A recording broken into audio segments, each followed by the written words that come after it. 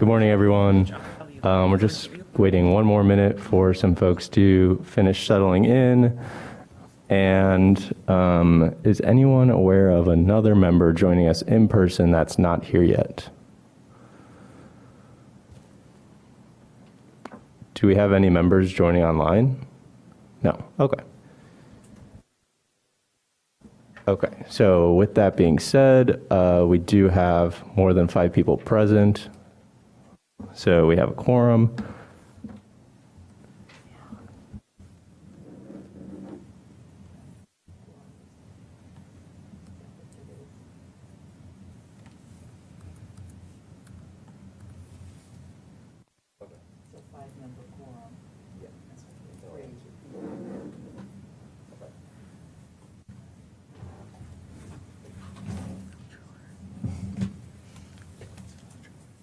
Okay, we're going to call the meeting to order.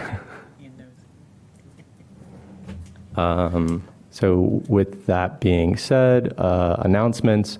So outstanding items from last month were benchmarking noncompliance and alternative compliance pathway plans. Both of those will be kicked to future meetings. Part of what we'll discuss here shortly is a year-long plan, and we need to better align where those topics fit in a broader plan.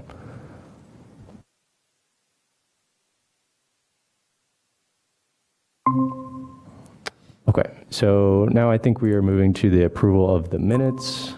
Are there any comments on the minutes from last meeting?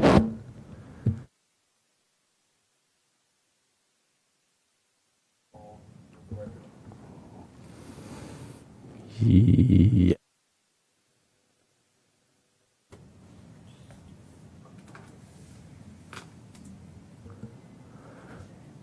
Okay, so roll call.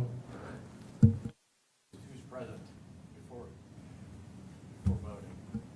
Okay, so for the record, who is present? We have Swasti, Jessica, Paula, Jonathan Newsome, council member, is joining us, as well as Baxter, Bob, and Kristen.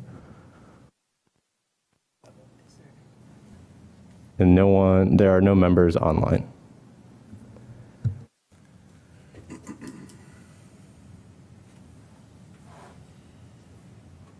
Okay, I'm hearing no comments on the minutes. Motion to approve the minutes would be in order. Okay.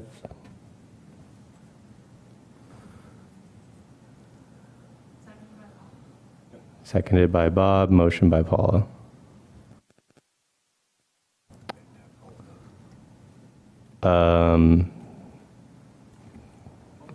All those in favor? Aye. Please excuse my first meeting as chair. Okay, so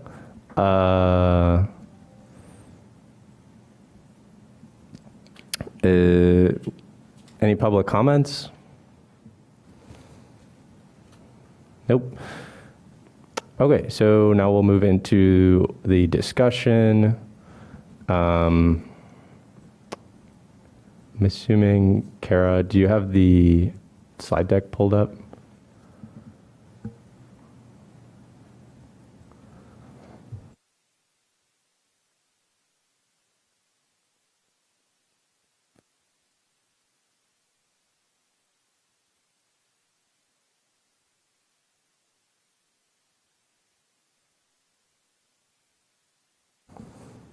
Great, thank you. So for 2026 planning, one of the key things that still needs to happen is the chairs of both the accountability board and the technical committee to align on timeline, deliverables, and how we can best effectively work together. As part of this, we can expect a standing agenda item from the technical committee. With that being said, we're planning for the last 15 minutes of today's meeting to talk about what that group has been working on. I think we have 2 members of the board here today who have been attending their meetings and will be able to help us with that. Additionally, for our 2026 planning, we are working on action categories, which Baxter will provide more detail for us on the next slide. And the plan for that is to have something in your all hands for the next packet for our February meeting so that you can review and comment on what we are planning to get done within the 2026 calendar year, what you think is maybe missing, and where you think you can help provide support on different topics, with the goal being that we approve a plan. And last is a quarterly written report is due to City Council from this group every third meeting, so that has now been achieved. This will include the technical committee's work. We are still collaborating on what that will look like. And the most important piece is that there will be an annual report. And so the annual report will have drafted well ahead of time for this group to approve. If you'd like to be involved in a quarterly report, please let me know. At this time, I'm expecting it to be a collaboration between me, Baxter, and staff, as well as the chairs of the technical committee. And next slide.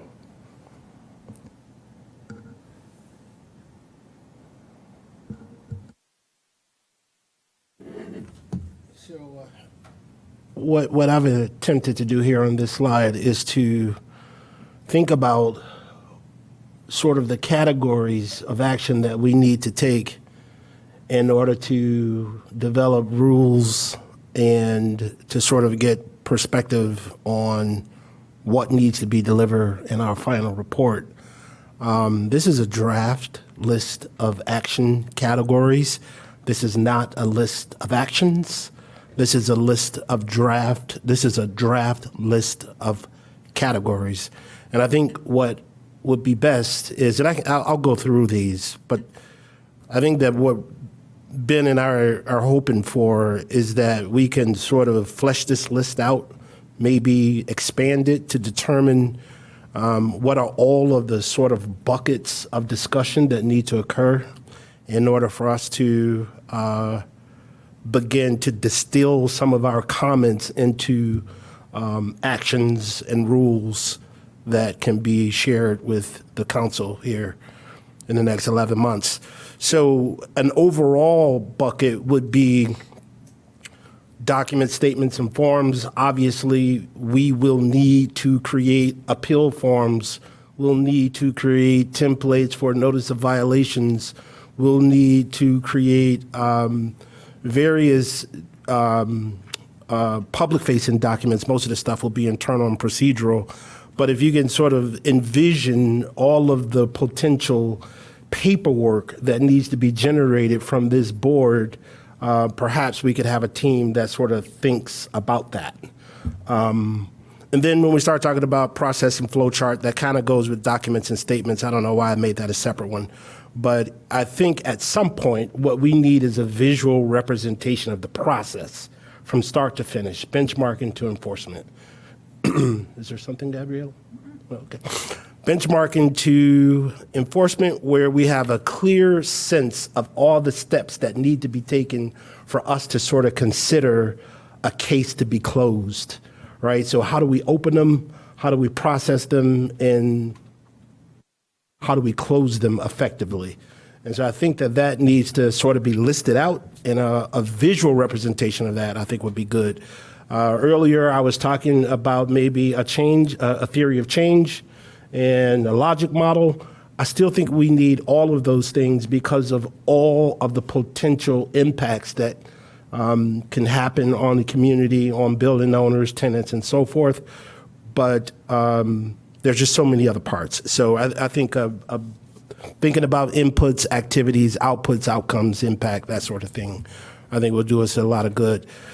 Number 3 here, the calendar of important dates coming up here in March. I think the building owners need to notify their tenants that they need benchmarking data from them.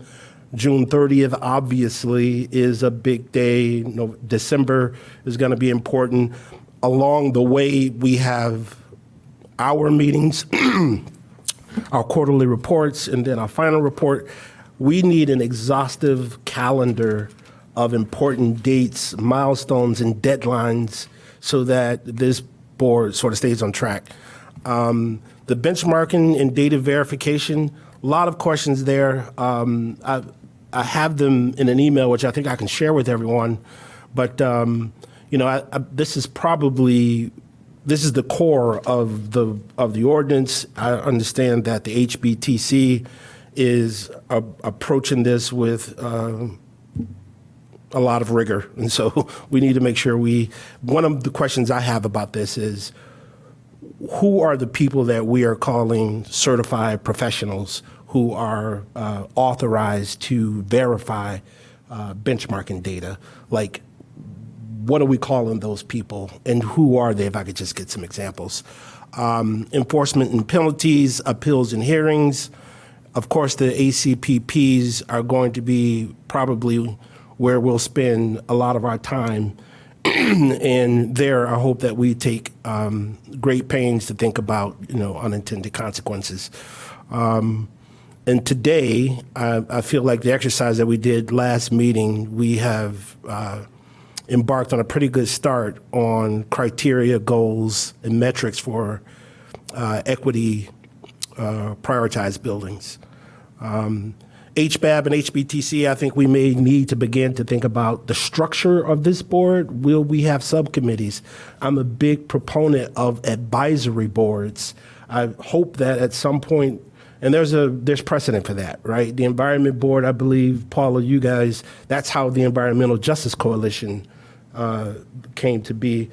Not the Environmental Justice Coalition, but the Evanston Environmental Justice EJE or whatever it's called? No, the two subcommittees from the Environment Board are the CARP Implementation Task Force, and then a now closed subcommittee, the Building Electrification Working Group, which actually preceded. I thought that there was a community sort of coalition that was formed out of the whole environmental justice resolution that was, maybe, Jonathan, maybe I don't know. Environmental Justice Evanston, which is kind of a program of climate action Evanston, had its origins as a subcommittee of the Environment Board. Maybe that's There we go. That's exactly what I'm saying. So Many years I think ago, the point that I'm making is, if we want to be serious about thinking about housing, environmental justice, public health, and some of these other economic development, workforce development, me personally, I see huge potential for sort of a cottage industry when it comes to benchmarking and doing the renovations, potential for jobs and economic development. So if we could just sort of think about perhaps maybe advisory boards or some advisors who can sort of help us think through some of those things. And that goes into issues and impact. I've identified 4. I think they're environmental justice, housing, workforce development, and economic development, and public health. So perhaps there are others that people have in mind. And then, Gabrielle, I appreciate you sharing some funding information with us this morning, or was it yesterday? So conversations around that are important. And then on the metrics, I think we all know the 3 sort of goals of our work, but are there any intermediary indicators that we need to think about along the way? So, questions? To expand on metrics, so the ordinance establishes 3 performance metrics, but what this group is empowered to do is think about additional metrics that we can report to City Council and what we can use as measures to let us know if we're doing a good job or not.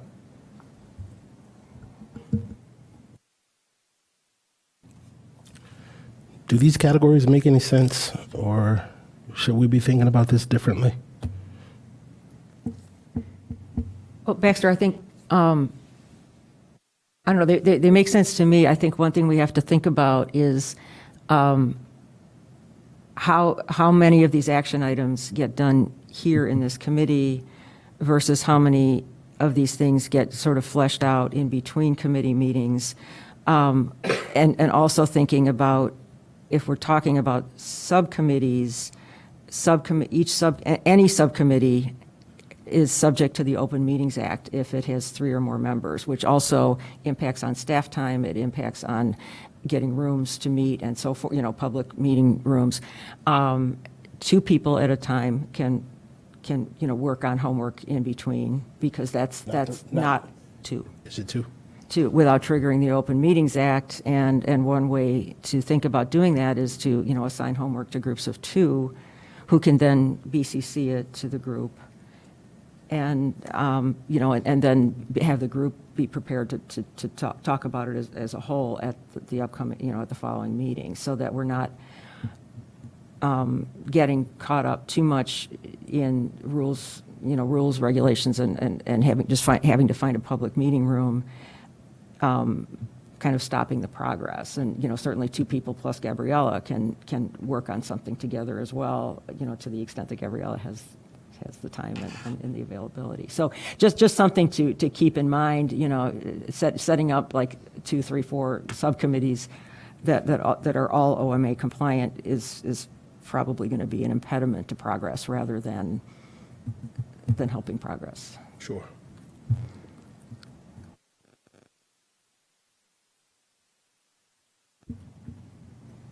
I think these categories are a great starting point, and Baxter has already started to provide more detail to each category.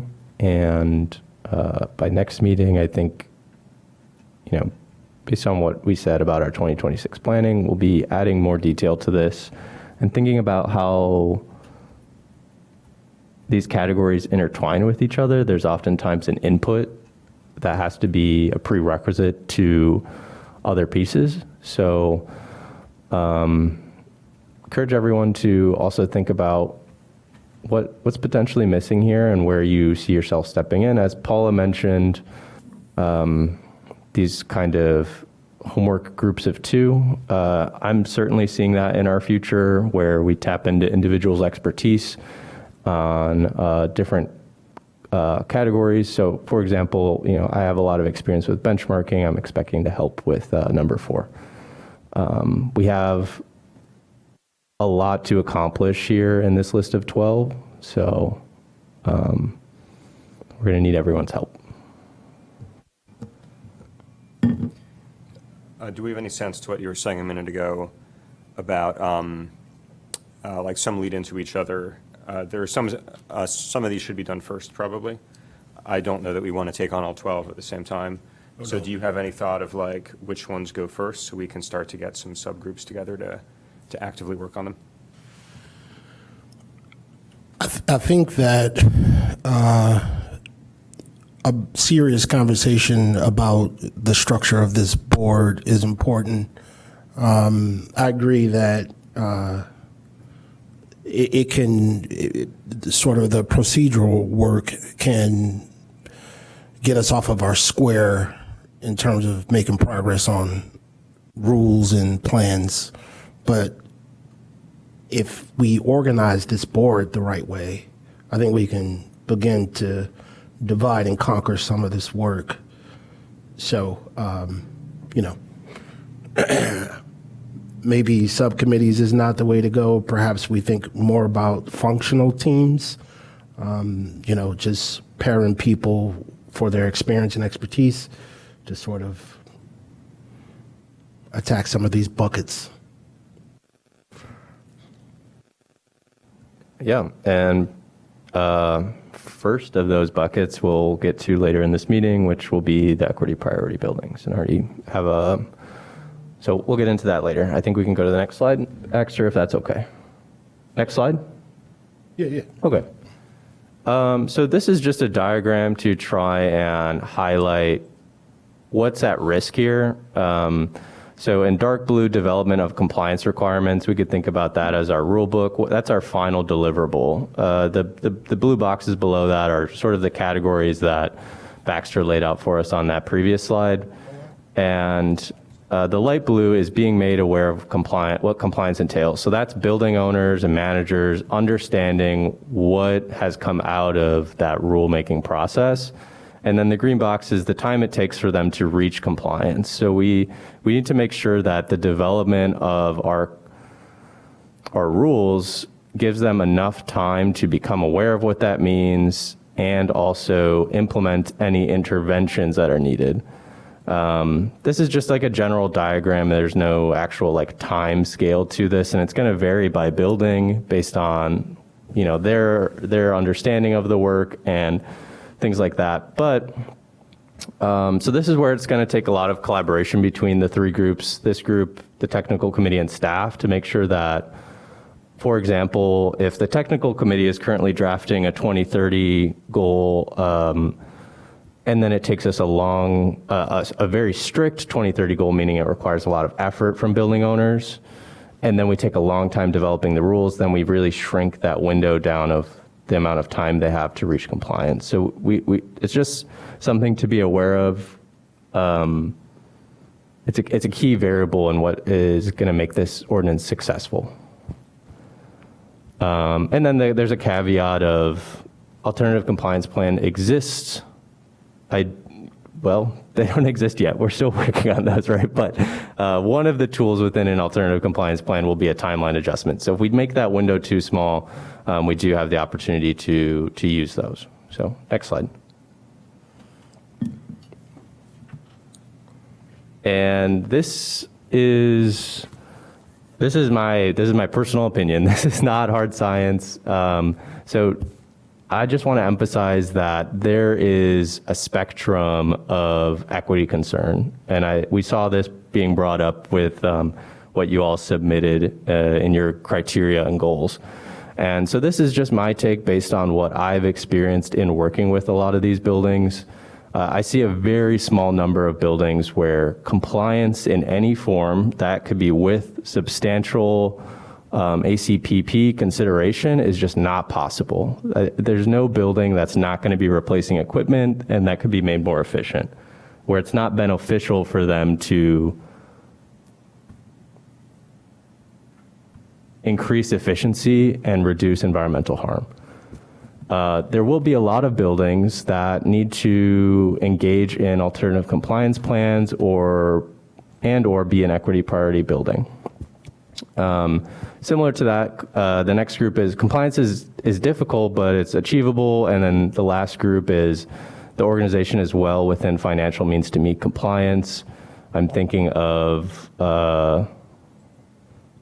large corporations, or Northwestern being almost, I think, a fifth of the covered buildings.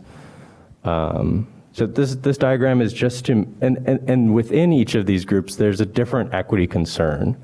So just because, for example, an organization is well within the financial means to meet compliance, that doesn't mean it doesn't impact the community and what it means for there to be an affordable Evanston. So we need to think about what are the equity concerns within each groups. And so the next slide highlights some of the levers that we have for equitable implementation. Yes, we have equity priority buildings, and those are important, but ultimately the city funds for those right now is low. And I think next meeting we'll have an item to talk about what are the city funds available for those buildings. Additionally, equity priority buildings are meant to get additional technical help, and at that time I would also argue that that's low. And I put a question mark on this last one here because it's not decided, but I would like to see equity priority buildings get a fast track to alternative compliance pathway plans.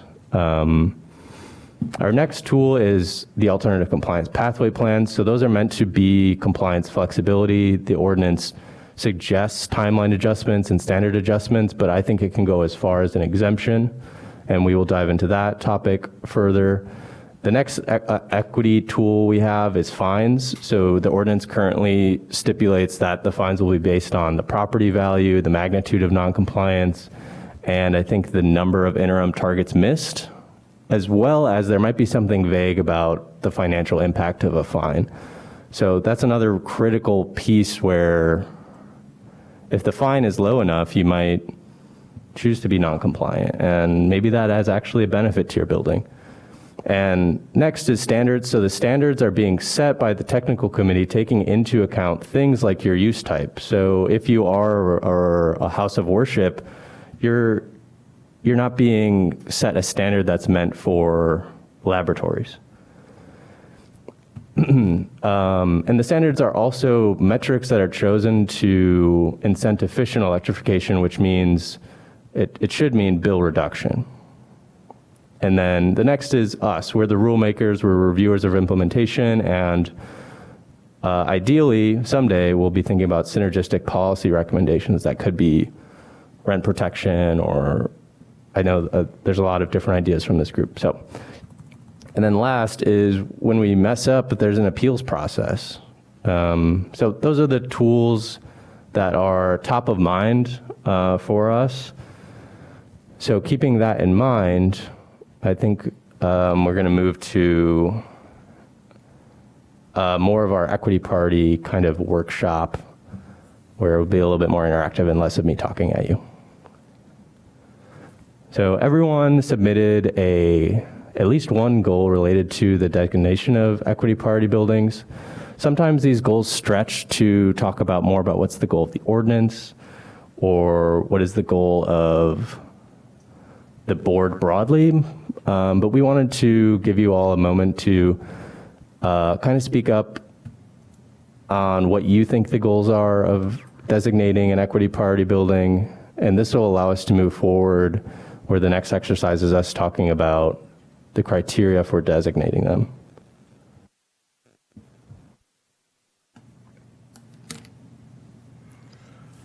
Oh, you want us to talk now? Yeah. Okay. I think that for me, there's always a tension between environmental sustainability and affordability.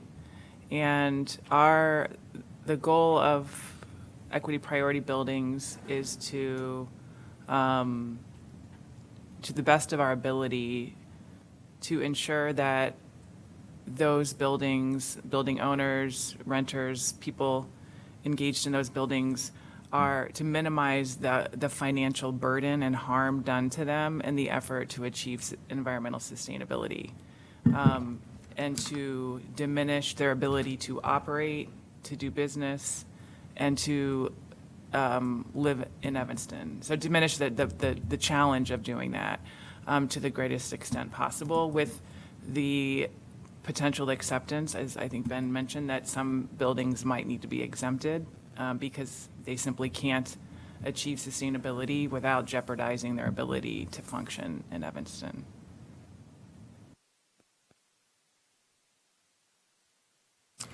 I am very concerned about the word exemption because if buildings are flat exempted, then we'll never get to net zero emissions. Or maybe we get to net zero emissions outside of the timeline of this ordinance.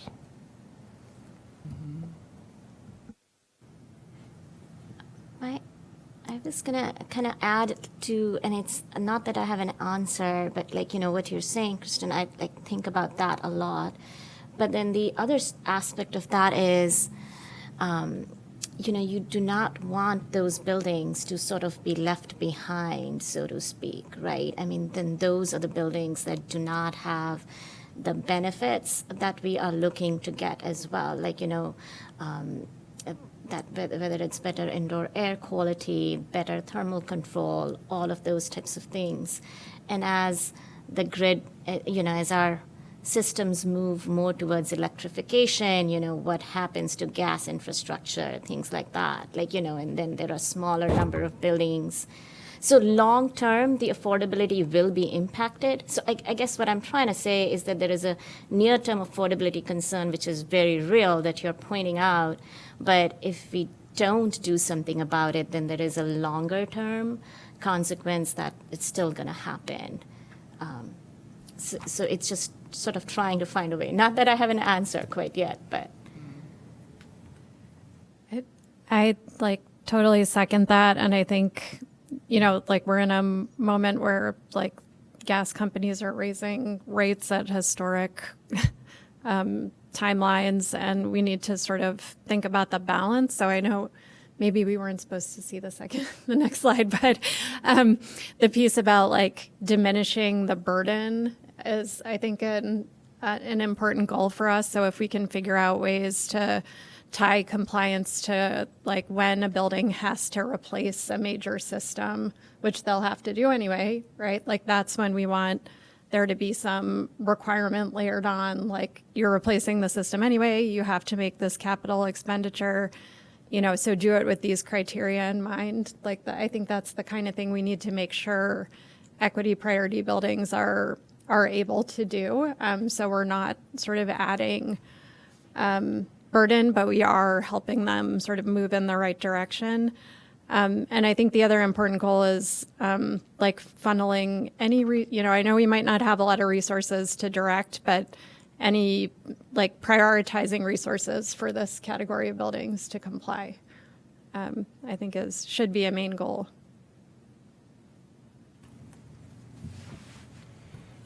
Could I just follow on those points? I do think we should be thinking here about the benefits of making improvements that lead to high-performance buildings beyond just a reduction in greenhouse gas emissions, like Swasti and Jessica were mentioning, like indoor health, for example, indoor air quality from not having fossil fuel combustion in a building is an important benefit, and I don't think that we'd want to exclude residents of affordable housing from having the health impacts that come from having an all-electric instead of a fossil fuel power building. So I think there are things beyond just greenhouse gas emissions that make it helpful to think about. We do want to have this apply to everyone in Evanston ultimately. However, understanding, of course, the financial challenges of doing that in affordable housing is the balance we have. So I don't think, in other words, that we want to say that it's that we want to simply have this not apply to some properties or some buildings.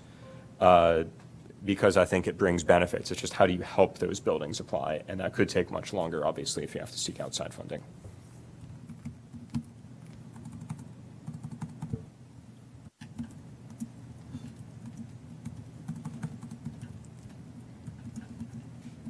So I'm kind of hearing a couple things that I think are already captured on the next slide, but then a couple additional things.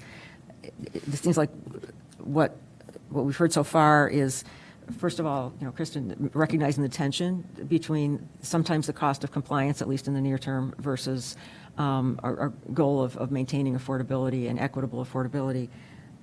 So that's number one. Number two, inclusion, making sure that that nobody's left behind in what could in the long term be a beneficial change.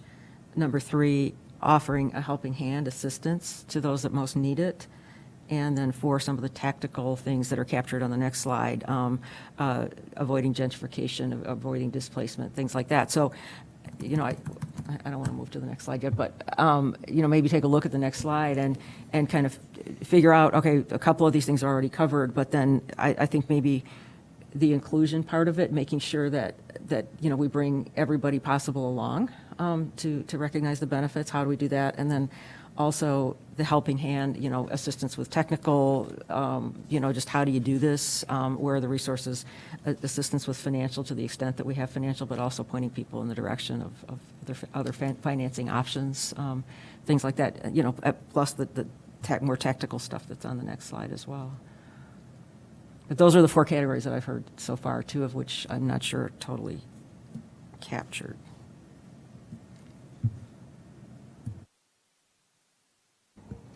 To provide a little context to this slide, I read everyone's goals and tried my best to summarize that. And I wanted to hear from the board, do we want to vote on a goal?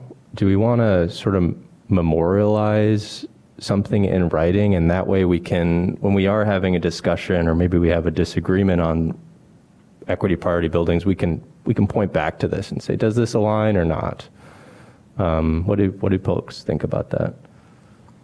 I agree, 100%. Yeah. Okay. So we've certainly heard some things that aren't included in the 1 and 2 bullet points that I wrote. And would anyone, I don't know that we should workshop this like live as a group. I don't think wordsmithing as a group is going to be the best use of our time. Would anyone want to take what we've said here and revise what was written,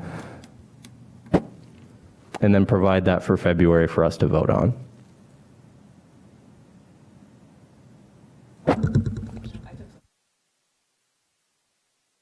I'm happy to help. I don't want to be like the lead person, since Okay. I'm not as versed in the environmental stuff. Yeah, it sounds like we have two people. So one action item for this meeting is Paula and Kristen will work on a formal goal on equity party building designation, and we will vote on that next month. In addition, we can provide you with the full list, I think, of what everyone submitted, just so you have anything else to review. Should we have a little discussion here of what we think about these bullets so that they can take notes and then? Yeah, let's do that. So I'll just read it for everyone. The goal of equity party building designation is to minimize burden of compliance for those least able to adopt beneficial interventions to support compliance by providing technical and financial assistance where feasible, where compliance may include alternative compliance plans. Let's just start with number one.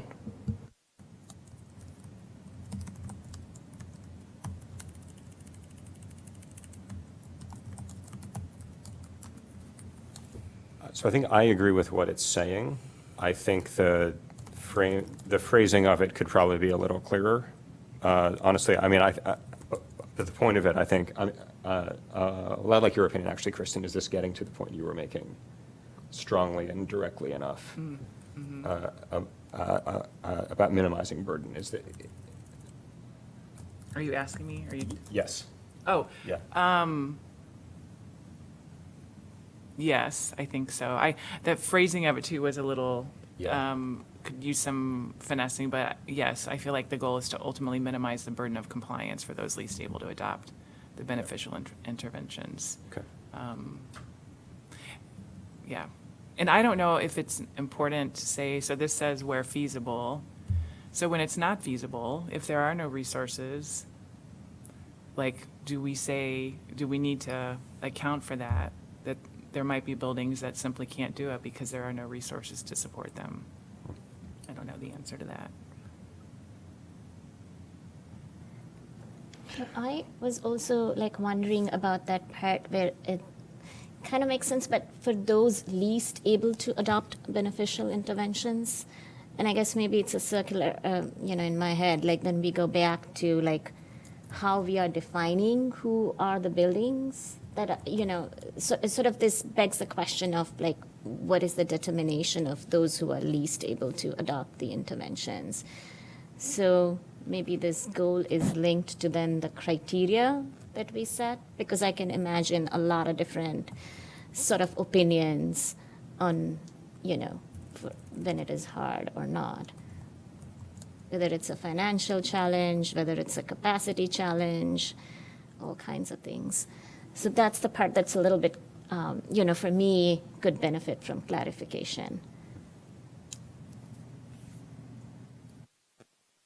So maybe there's an additional sentence that defines what is least able to adopt. And I think what that's going to mean for the group is the criteria that we come up with.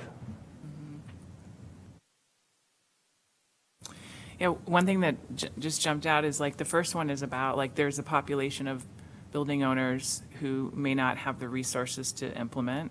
And then there's a population of buildings who might have the resources, but doing that would put an economic burden on the people living or using that we want to also protect. So you might have a multi-family building that has enough affordable units and market rate units, and the landlord is plenty capable of upgrading the building, but it would put a cost and cause those units that are affordable to be pushed up. And so I like the distinction that one group, the first one is capturing the people who can't afford to do the work. The second one is like we don't, as a result of being able to do the work, to avoid these negative consequences. I don't know if you intended that, but I think it's a nice distinction. My intention was to try and best capture what all of you wrote. Okay. So, We can move on to that second point. So avoiding the goal of equity priority building designation is to avoid displacement and gentrification while preserving affordable housing and economic inclusion to account for the full cost of housing and or doing business. I added that account for the full cost of housing because one of the challenges is we can't just use rent. We also should think about the utility cost, and electrification could shift utility costs to, for example, you have more efficient appliances, but maybe now you've put on the renter the cost of heating that was originally included in your rent. So that's an important distinction.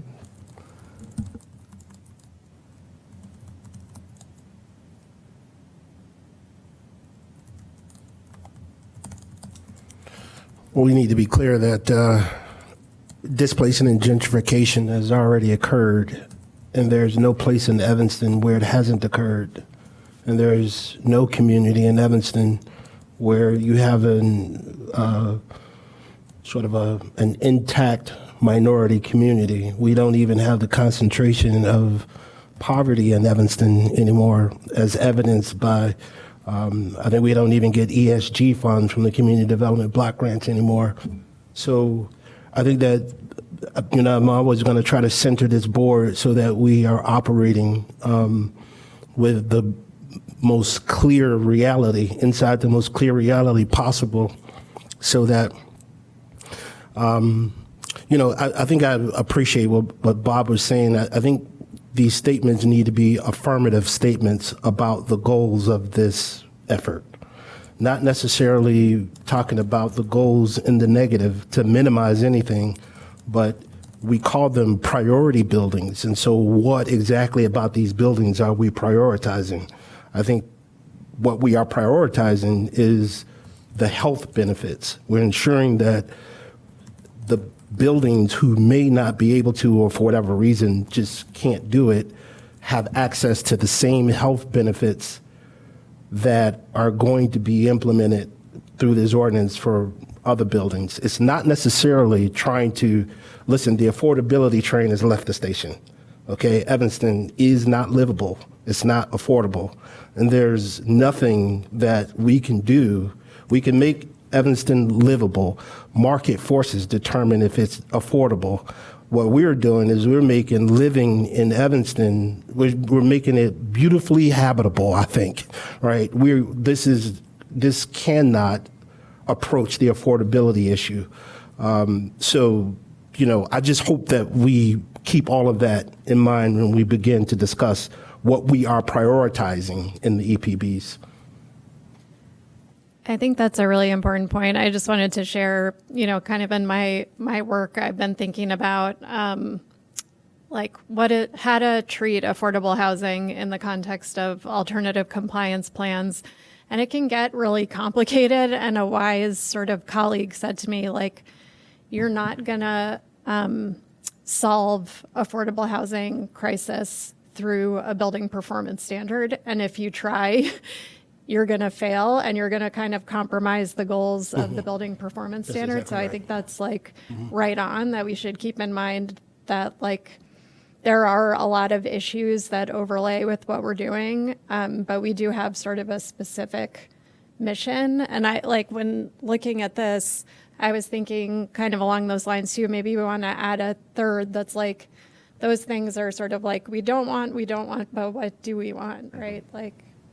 What do we want to do with the equity priority buildings? And it is, I think, what we've been saying of not leaving those buildings behind in the transition, improving indoor environmental quality, improving their ability to, afford utility bills as, the situation changes around us. So I would maybe add a third that's kind of framed in that light. Yeah, no, I very much agree with that. One more positive one, maybe that's the first one, about how we want to provide help and benefit to equity prioritized buildings, but then the avoidance of harm as well, either from displacement or, and I agree, we can't solve affordability with this, but we can avoid making it worse. And I think that's probably our goal, is don't make things worse than they are by the introduction of a new ordinance. Great. Okay. Being aware of time and that we have a big exercise left after this one, Paula and Kristen, do you feel like you have what you need to bring something to us in February? Great. Okay. Let's just do next slide. So I wanted to ground everyone in, before we get into what is the criteria for an equity priority building, where do we get that information that would be designating them an equity priority building? For example, if it is the amount of housing vouchers they're receiving, who has that information is something that we need to keep in mind. So taking notes from what Denver does, they are application based, and while they establish criteria, they do not, from what I understand, they do not finalize the determination based on what information the city has. The building still needs to submit an application. I think some of the benefits of this is that it places the burden on the building owner, which is kind of a negative, but it allows the most up-to-date information be what is used to qualify you for designation. I'm not expecting the city to have all of the information needed for designation. And this also ensures that if by the information that we have, we might say, oh, that building is an equity priority building, but then they choose not to opt in, that allows us to preserve resources for those in need. So it could be based on our information, we think they're an equity priority building. They don't see themselves that way. There's information asymmetry here. But I do think it's still important that buildings that we do think are equity priority buildings receive adequate communication that we think you're an equity priority building, here's why, here's the benefits. That way, because the risk of not the default being opt-in is now you have buildings who aren't aware, or the challenge of the application is too hard. So we have to balance that. And then I left this last question with who reviews applications. That wasn't clear. Like the ordinance doesn't prescribe that if we were to do applications. I have a quick question. So would any building really ever want to opt out of being an equity prioritized building, even if they maybe don't, if it's, so as you said, there is a balance, like the application should not be hard, so if, so people can actually apply. But then I'm thinking right now there only seems to be an upside to be an EPB designation. So it might be, the whole idea that some folks might not avail of it, and then we would be able to preserve resources.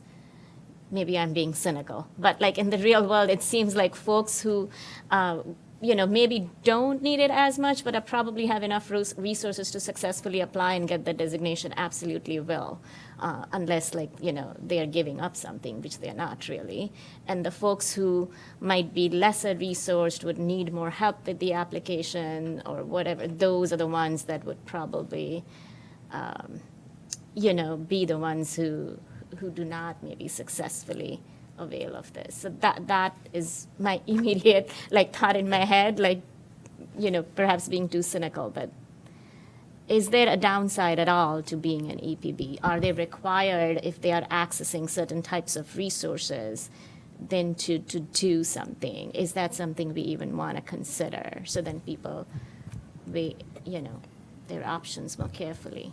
I was thinking about it, perhaps instead of having a whole separate application process, which would be another thing for staff then to manage, that these kind of, let's say, criteria perhaps be built into requests for technical assistance or other forms of support, so that the criteria are still there in terms of, this is maybe what an EPB must look like, or the type of people that must be living in it, or the type of owner, whatever the case may be. But then that becomes part of not a whole new separate process, but becomes integrated into an existing, let's say, request for technical support or resources. So I think there are likely to be, though, the other side of this is buildings that are not considered an EPB by our initial screen who think they are an EPB for some reason that we haven't picked up. And we'll probably have a lot of people who want to be EPBs and some process for those who were not originally considered them to prove in some way that they should be. So I think we do need a process for that. But I agree with Swasti that like there's not going to be a lot of people who say I don't want to be an EPB because it's just an easier compliance pathway for them, it seems. So I think it's more the other ones who are not actually considered EPBs by original criteria, but who want to be, that we need some process for considering and evaluating. I'm hearing an agreement that this will be an application.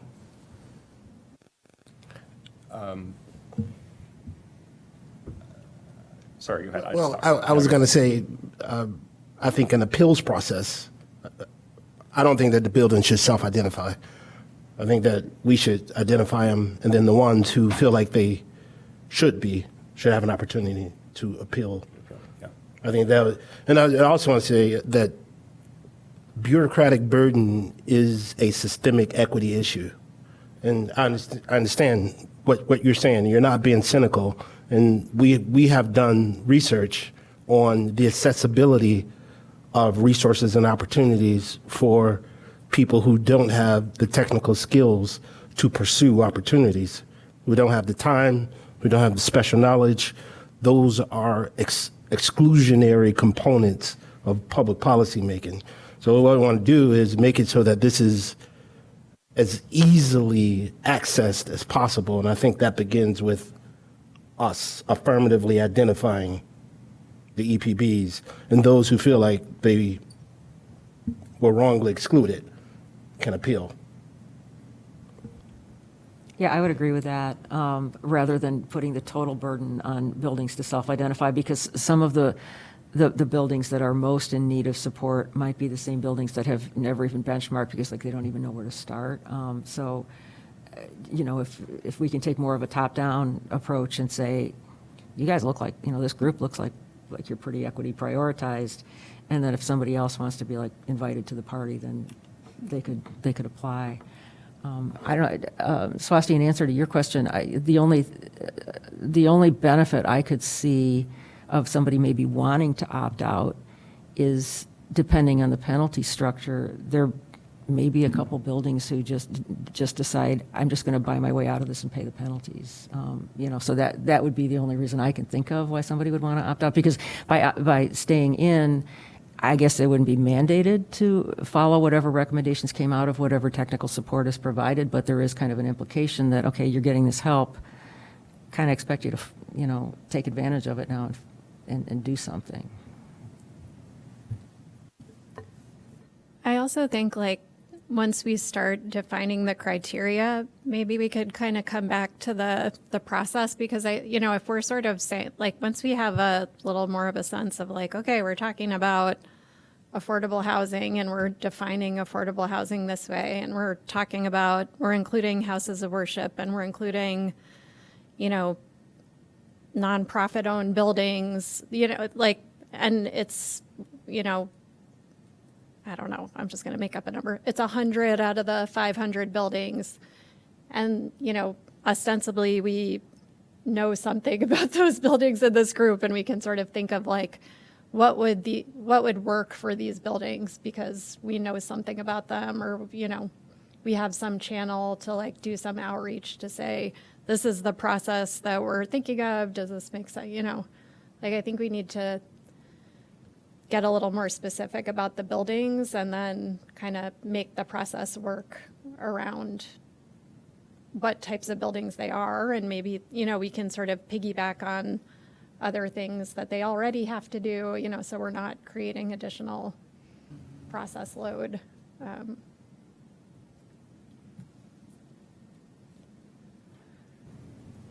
I just want to second that. I agree, when we start to get stuff mapped out more, to sit down and talk with people who would ultimately be responsible, to walk through, like, to illuminate impact we may not be thinking of, that we can account for to the best of our ability. I just want to make sure I'm understanding. So you're suggesting we come up with criteria and a process, and then we go and basically vet that with who we think that will be impacting, take in what we learn, revise, then we're done. Okay. This is great. I think this is going to help us talk about the criteria in a way that is really helpful. So I think we can go ahead and start talking about criteria. Another sort of thing that I thought would help us talk about criteria is making categories. So that way we're not talking about affordable housing and then nonprofits. And let's section off our discussion based on the categories. I thought the easiest for us to start with would be nonprofits and community service. I want to pause, though, if maybe someone disagrees that thinking about equity priority buildings, criteria, and categories, it would not be beneficial. So would Northwestern University, the big hospitals, would they all not fall under nonprofits? My understanding is they're nonprofits, but that we can develop criteria. Within that? Yeah. Yeah, that would because they are such large entities and fairly well resourced, so like just off the bat excluding them or like giving them benefits. Can you speak into the microphone? I'm having trouble hearing you. Oh, I'm so sorry. I was just saying that if we develop criteria within. Is your microphone on? Is this better? Yeah, better. Okay, sorry. I was just, my question was around Northwestern University and the hospitals, which I thought qualify as nonprofits, but they are like large entities, fairly well resourced. So do we want to give them similar benefits? But as Ben was pointing out, we could have potentially further classification within the nonprofits and, really go for the smaller ones. And that's sort of makes more sense to me, I guess. Ben, I don't want to get too deep into the weeds here, but so for the not-for-profits, we can look at their 990s. I mean, I've personally gone through all of the 990s of not-for-profits in Evanston, almost all of them, over 100.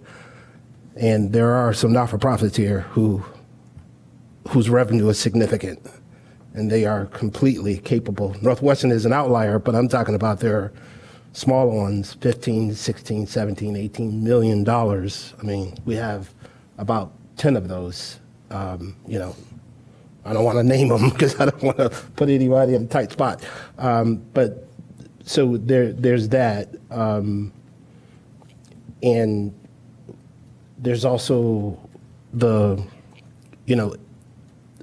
I think there are other ways for us to determine organizations or building owners' ability to pay.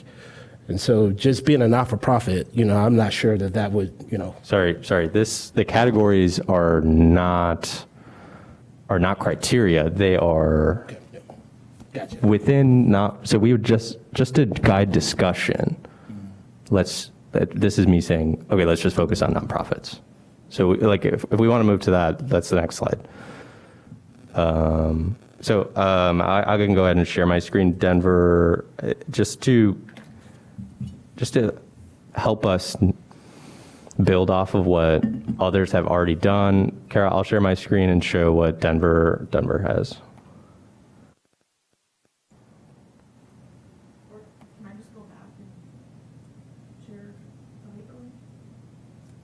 Yeah, you can do it.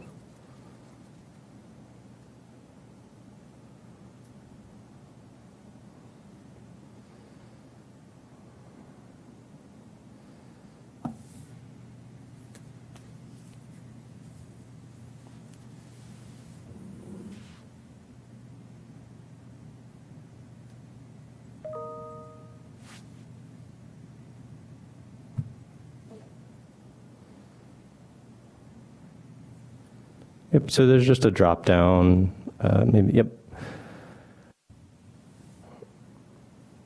Okay, so they are diverging from what we were talking about, which is, I originally suggested an application. So, but they have what is probably helpful is they have it as offer critical services such as but not limited to, and so they've already drafted a list for us that I think we could go through and decide, do we agree with that or not?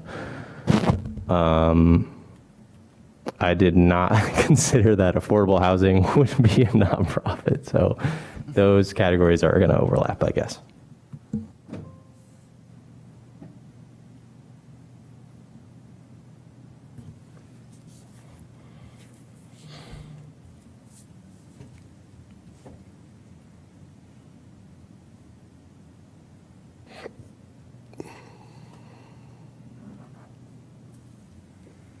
This might just be like affordable housing owned by a nonprofit, like a subset, making sure to cover their bases.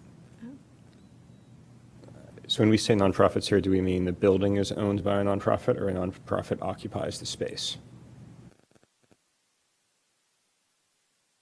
Do you know how Denver does it? I mean, we'll have to answer I that don't question know. about, like, what do we count? I How think do they count it? that speaks to the earlier definition that distinguishes those who can't do this and those who can, but it would have an adverse impact on those using the facility.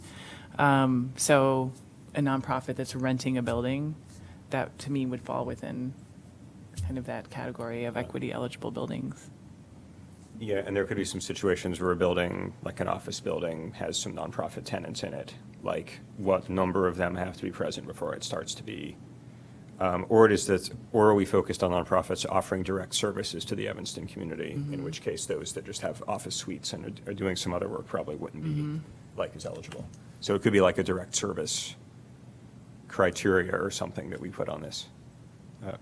Right now, I'm just speculating. I have no idea how we should do this, but just saying. And I think too, kind of getting to what Baxter was saying, there are eligible buildings that might be resourced. And so like we want to also, the cost of these upgrades is going to vary by building. And so where it's not much and they have resources, even though they are a nonprofit, we shouldn't be extending the same supportive services, whether it's technical support or financial help. So like trying to level within the definition of who, and really identify which building owners need the most support, since there will be limited support if there is any at all.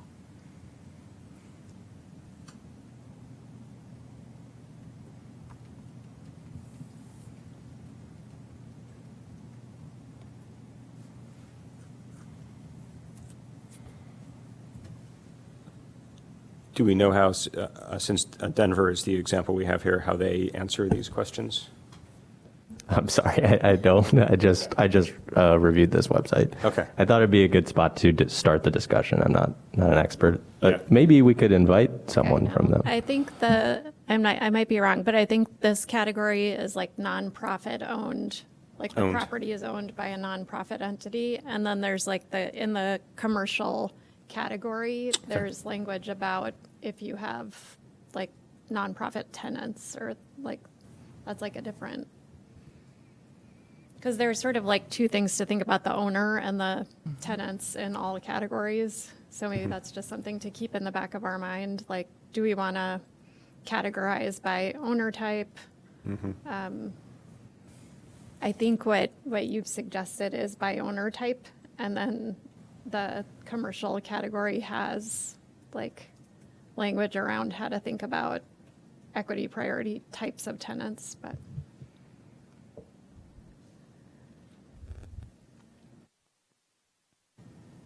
That kind of makes sense to me. I mean, it goes back to what we were also discussing. Again, I seem to have trouble with this, but okay. So it goes back to what I think we were discussing at our last meeting too, that we can think of it in a few different ways. One was ownership, like who owns the building. So it seems like nonprofit ownership would go there. The other criteria was like what the use type is. And so, whether it's a nonprofit tenant or some really community serving use, it seems like that would, so maybe we are just making our way back there, it seems to me. Like we can have both criteria. could just treat this one as nonprofit ownership, and in our next sort of one, go to how it's being used.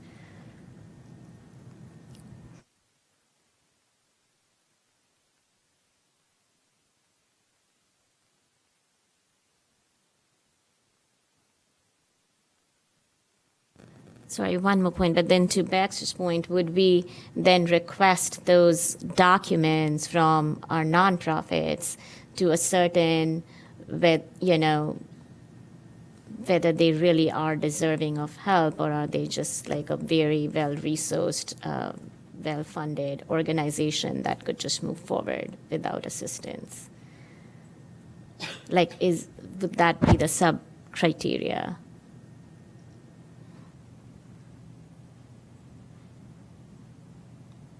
Yeah, I mean, we would need some degree of sub-criteria, and I think the question is this: is that based on revenue, or like net assets, or community service?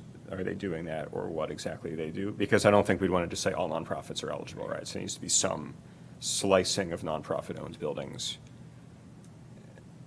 So I think size is one that makes sense in terms of revenue and assets. I think that like function might be one that makes sense. Like, is it really a community facility or just somebody's office? There could be others. I'm just trying to brainstorm some things that we could use to make prioritizations within this ownership type. Another aspect that could influence a nonprofit's eligibility is spatial. So like what neighborhood or a lot of criteria folks mentioned were spatial. And so is there a spatial aspect too that we want to consider?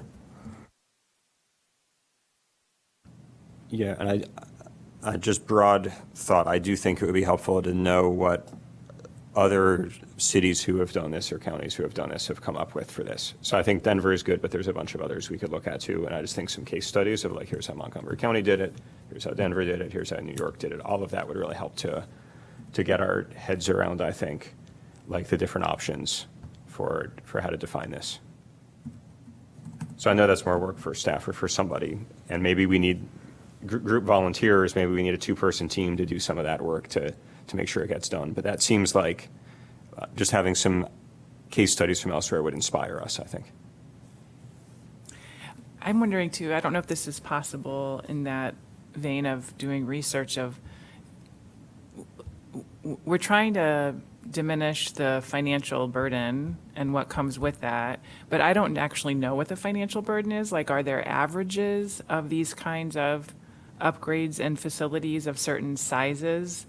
Even in like a range, because I'm like, if we're talking about, the average building that's this old and in this square footage is probably going to be $10,000 of upgrades, is different than if it's like 150 to 500,000. So it feels like we're trying to come up with a solution for a financial problem, but we don't know the scope of the financial problem. So I don't know if we need to know, but I don't feel like I know it all, and I don't know if I should. I think the answer is it's going to be all over the map. It will depend on the age of the building, the amount of upkeep of the building. Most importantly, I think, what the HVAC system is in the building. If it's a common steam boiler for the entire building, with steam temperatures and radiators, that's different than a building with forced air, different with a building with already individual electric, window type units that offer heating and cooling. It also depends on the age of the equipment in the building. Some buildings may have, I'm thinking of one particular affordable housing building that just recently upgraded, within like the last 3 years, upgraded their common boiler to an efficient gas boiler, but that's not going to be ready for replacement for 20 plus years. So, I think that equity piece probably is going to have to come in with the alternative compliance applications. If a building says it's going to cost me, $150,000 and I don't have any cash in the bank, is different than someone who's already electric who can, just replace their windows and put in some weather stripping and at least meet the 2030 or 2035 goals. It's going to be a lot different. I also wanted to let you know, these are also questions that are coming up in the technical committee. So we're starting to put case studies as we find them on the website. So if you go to the website, you'll find like Fort Collins, for example, and you can just get an idea of what's being done and, some costs. So, and as we get more, we'll post them. Thanks. And I think it speaks to my idea earlier, what you said is like having almost like a quadrant where like this is a population of eligible buildings, but within that, we're looking to target buildings who have the highest cost of upgrade and the least resources to do it, or have the highest cost and doing it would have a financial impact on the tenants of the building. And like, so figuring out how to get the quadrant and like what questions to figure out which buildings go in which quadrant. So. That's possible. The one thing I would say is that, buildings with the highest cost, that's a cost they may not have to comply with until 2050. Each building is going to have a continuum of things they can do. They can upgrade their control systems. They can replace valves that are maybe leaky. They can, replace windows that are about to go, so they're retro commissioning for some of these buildings. So there are lower cost things they can do to maybe meet the 2030, 2035, 2040. Maybe the big cost doesn't come into play for 15, 20 years. So I don't know. It seems like if we define the equity prioritized buildings, then it's like each building is going to have its own journey along this pathway. And once they're identified as equity prioritized, then they get some special considerations regardless of what the cost of that journey is going to be. And regardless of when, we might be able to simplify it by just saying, okay, you're equity prioritized. We're going to work with you one-on-one to see how close you can get and evaluate your alternative compliance application if you can't quite get there. I don't know if that makes sense. Yep. Okay.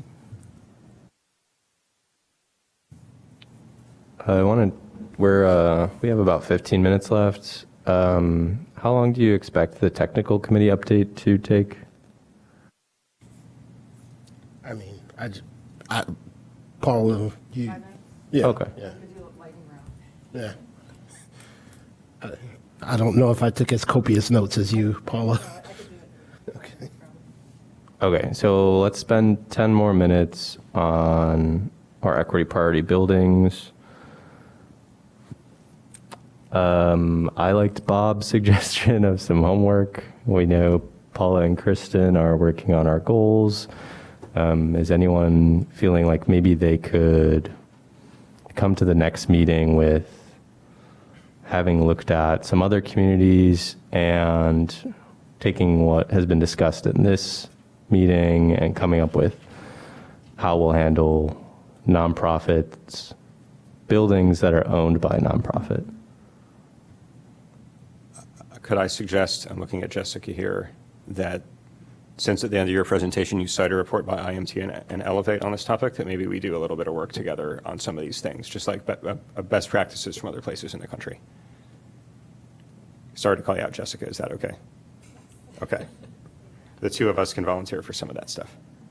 Okay, and so you're suggesting not just nonprofits, that all categories? Well, I think we're going to have the same question about every category. So I feel like while we're looking at what Denver's doing, we might as well look at everything Denver's doing and then report it by slice. Maybe we don't report all of it next meeting, but we probably should look at a couple other places and just develop full case studies. Does that make sense? That makes sense to me. And I think one other thing, there's what you said about the spatial element, I think is important. And I wonder if there's like another team of two that wants to think about where in Evanston, like what communities or census tracts or areas we might want to consider in that sort of like matrix of considerations. Like, because I believe Denver did start with sort of a mapping exercise, and there's, I don't know, Kara, if you can go back to the map, but it's helpful, I think, to look at their Denver's map. If you go back to the categories website, and then you kind of scroll down, keep scrolling. If you click on that equity index,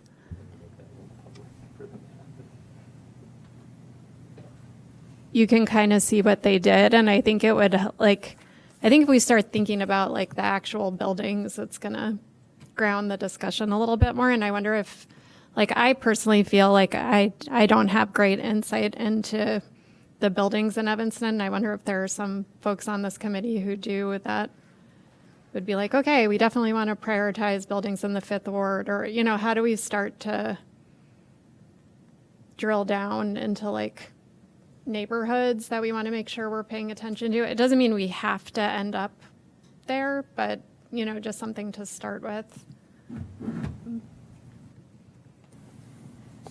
I'm happy to work with someone on that. If the board thinks that's valuable, Yeah, and I was going to say we have a file with all where the buildings are categorized by census tract and ward and so on that we can share with you to help you do that analysis. Yeah, I'm not volunteering for that committee because I'm already on one, but I think whoever does work on it, it would be good to look at other ways the city is defining equity for other programs and use one of them instead of coming up with something entirely new. So I think there's a couple ways already, a couple different slices put on that, and it'd be good to just find a couple of those and see, okay, can we just use the definition used for CDBG or something like that for this as well, instead of developing something from scratch. So that's just a suggestion for whoever that team of two is.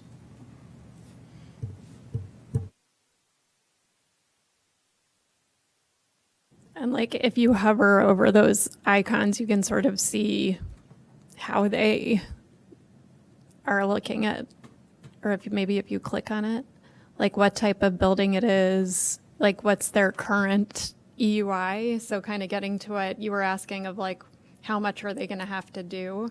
This is the kind of information that will help us sort of see like, okay, they're already performing pretty well and they're not going to have to do a lot to meet like the first compliance bucket, or wow, they're performing terribly and it's going to be a huge investment. So I don't think Evanston doesn't have a map. The map does have their Energy Star scores on it, right? So we're working with Beam to improve Okay. the map that we have, but it is quite similar to this. I don't know if, Gabriella, you want to fill in any gaps on that? Yeah, I'm sorry, I don't really, I know we want to work on that and expand potentially the information that we're going to put on it, but it's kind of a work in progress.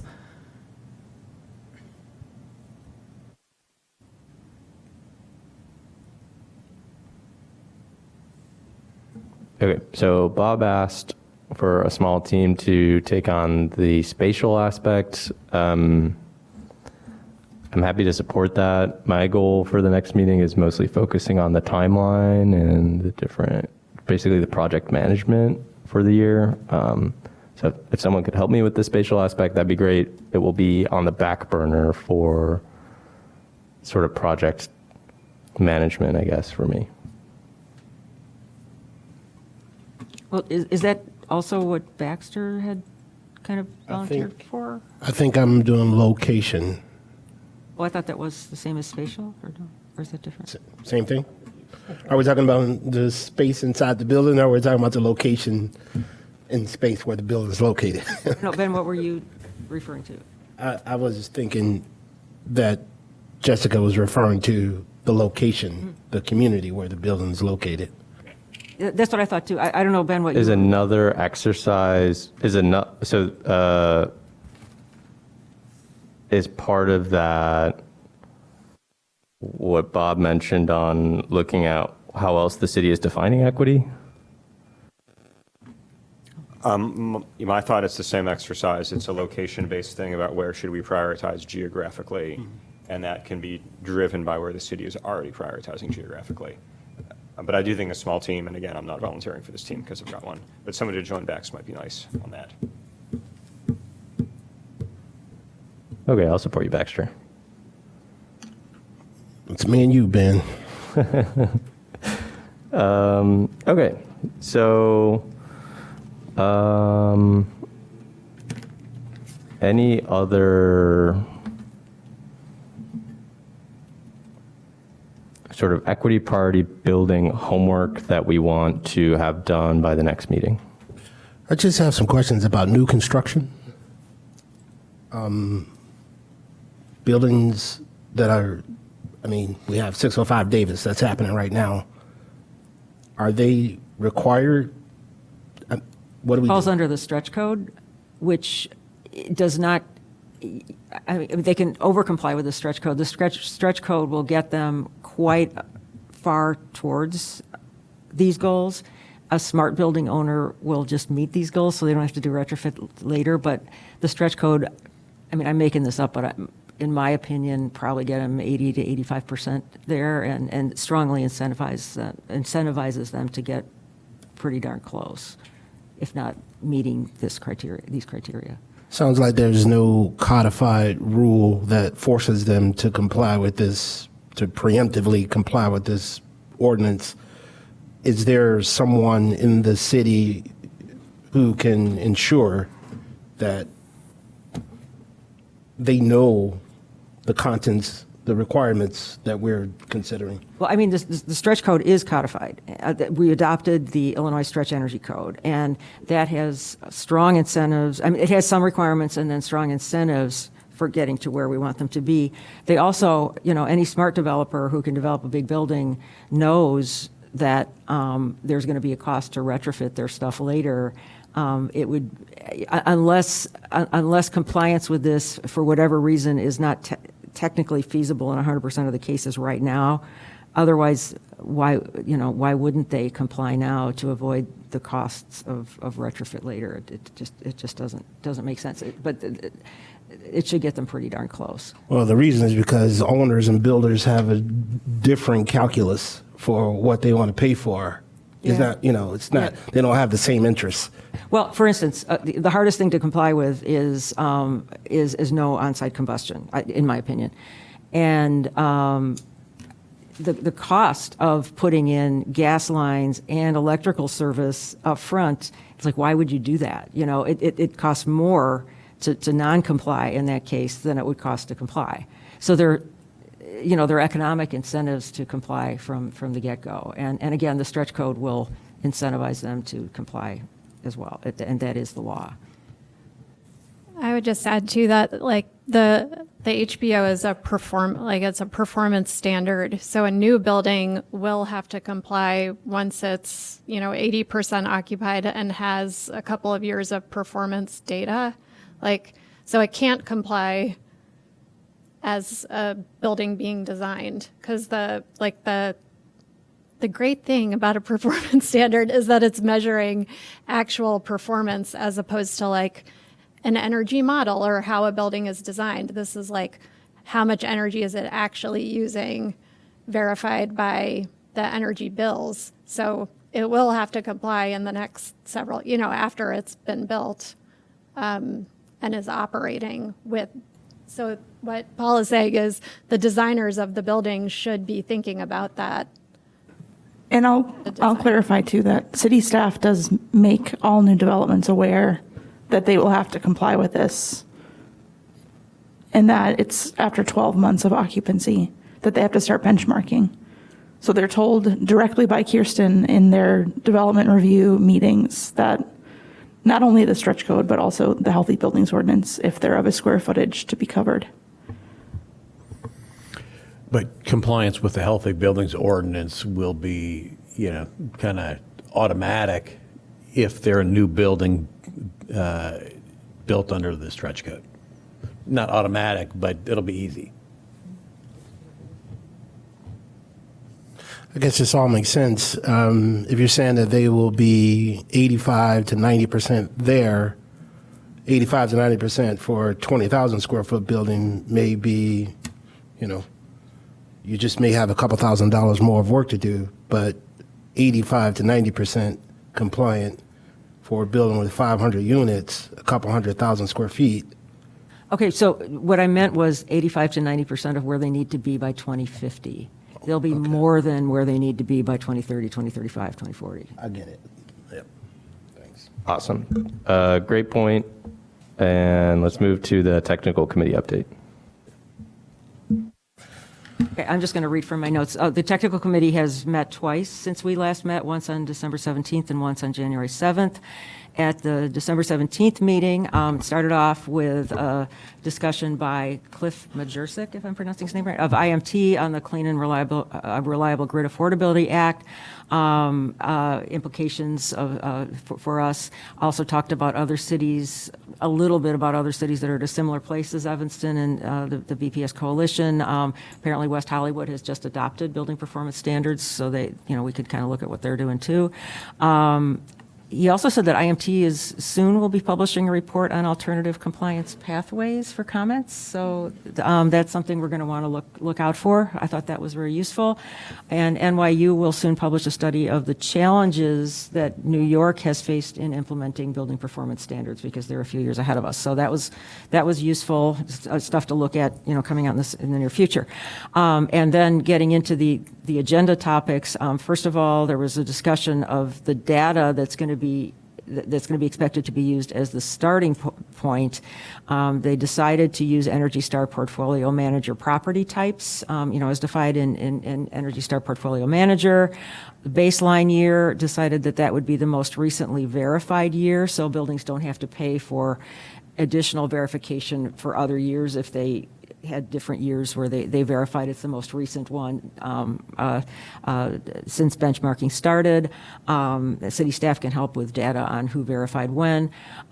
They're also, and I don't remember if they actually voted on this, but they didn't. Starting with ASHRAE targets for 2050 as opposed to mean site EUI values that other cities have used. So that's, I think, a matter of ongoing discussion. Or do they? Anyway, the targets for 2050, it's like you set your targets for 2050 for energy use intensity and kind of work backwards from there for 2030, 2035, 2040. So I think that's still a matter of some ongoing discussion. And the other thing they talked about was we already have the data that Gabriella has put together, mean performance of all the different buildings, but take a look at performance outliers that might be influencing the mean values and maybe throwing them off up or down. So that's, again, a topic for future discussion. They've decided to meet every 2 weeks on the first and third Wednesday at 8:30, and we're all welcome to sit in if we want to. So that was December 17th, and then this past Wednesday, January 7th. First of all, they just started with sort of like a level setting of what's in the ordinance and what does it mean. So that was kind of a basis. Another sort of takeaway that I had from that didn't get totally resolved was I think the group is kind of looking for, in general, level setting of what we already know, what information is already out there, whether it's from the BPS Coalition, other cities, things like that. So some of the same things that we've been talking about today. So I think that's a topic for future meetings. Looking at their agenda, just pull that up. Okay.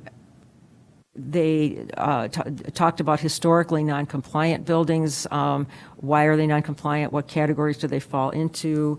Gabriella, you've been doing some data sorts, and I think there's going to be some more discussion on the 24, 25%, whatever. About a quarter of the buildings have not been doing benchmarking or have had errors in their benchmarking where it hasn't been accepted. Who's doing that? Why? What are the reasons for that? So that was a topic of discussion. I think, Gabriella, you're going to be, maybe you've already done this, breaking the non-compliant folks down by property type to see who's, what property types are not complying, and they can dig into why. The categories of buildings that are not complying, and Stephanie Victor, who's also on this committee, who's representing the Neighborhood Building Alliance, actually offered to help, once she gets that data, to go back to the folks that are in the NBA, can they help get people to comply if for whatever reason they're submitting data that doesn't meet all the criteria. So that was discussed, and then they also just started discussing how to divide up community outreach for non-compliant buildings. And I think that's going to be a topic for future discussion as well. So I don't know, Baxter, Gabriella, do you have That was my lightning round of my notes. Dad? Yeah, the only other thing is, I guess, the upcoming, or the interest in getting more information in renewable energy options for these buildings to help them meet their targets. So we're going to do some work on that and hopefully have something for the technical committee next meeting. I think they did some things that we should consider doing here. In terms of outreach, they brought up the idea of office hours, and I thought that was a great idea. Somebody also brought up the community choice aggregation program, which led me to look up how much money is still there. So I think we renewed our relationship with MC Squared, and so there's 150 grand in that program. Sounds like it's earmarked for the work that we're doing here. I don't know if that money is available for this or. No, that funding is used to purchase recs on behalf of the enrolled accounts. Roger that. And then the Stephanie, who is also a board member here, had an idea of sort of a syllabus where maybe we assign some reading so that we're all working from, the same knowledge base. I thought that was a good idea. And yep, that's it.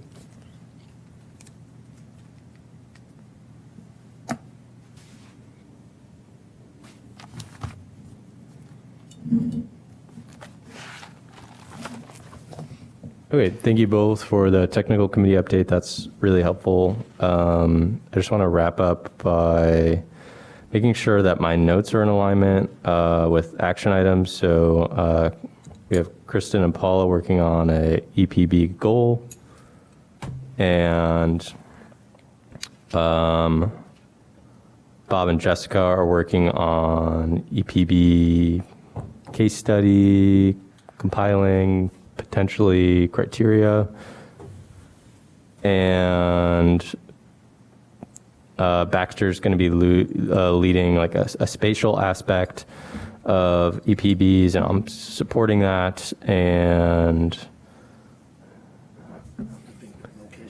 location. And then me and Baxter, are kind of working on timeline project management. So we can expect the next meeting to probably mostly be about EPBs, everyone's homework, as well as the sort of timeline for the group. Okay. Am I allowed to make a motion to adjourn? Just before you adjourn, do you need all that information from the groups back before your next meeting at a certain time to kind of prep for, I guess, February? That's a good point. We should have people's results in the packet. So could you let us know when that would be due? When's the next, do you know off the top of your head when the next meeting is? So. Maybe February 6th? February 6th. Hold on, let me pull up my calendar.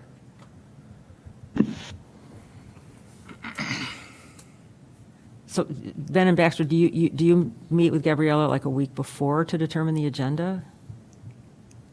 And if that's the case, if you meet like 7 days before, I mean, this is what we do for Environment Board. If you meet 7 days before, then any input you might want to ask for 10 days before or something like that, before February 6th, or 8 days before or something like that, so that you have it in your hands when you're determining the agenda. Whenever, I would say a few days before, whenever you meet to determine the agenda for the next meeting and the packet for the next meeting.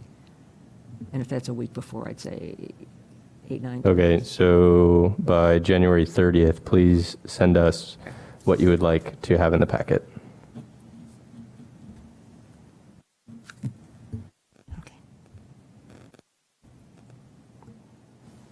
Okay, motion to adjourn. Second. Am I supposed to say who seconded it? Okay, sorry.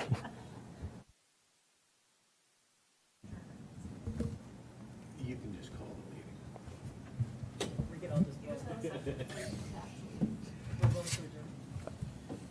Oh, there's a vote? There being no further business to come before this committee, the chair can call the meeting adjourned. Okay, adjourned.